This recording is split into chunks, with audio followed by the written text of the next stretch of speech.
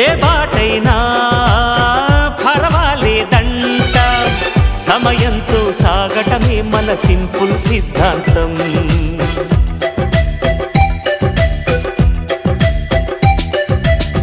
చిరుగాలికి పరిమళమిచ్చే సిరిమల్లెల వనమై ఉందాం, గగనాన్ని నేలను కలిపే హరివిల్లుల బంతెన అవుదా.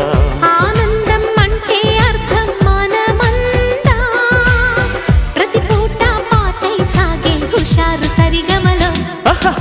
ఎన్నో ఎన్నో రాగాలుండే సంగీతం కాదా, చల్లకి నవ్వుల కేరింత.